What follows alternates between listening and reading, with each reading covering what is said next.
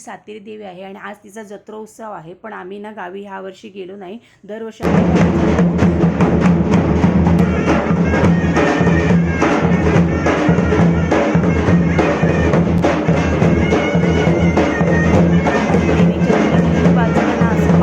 तळं आहे आणि हे पाणी कधीच आटत नाही. आणि आज मी पूजा केली ना तर माझ्या दिव्यामध्ये ना चंद्राची कोर अशी फुल तयार झालं होतं आणि माझा उपवास होता म्हणून मी खिचडी केली होती.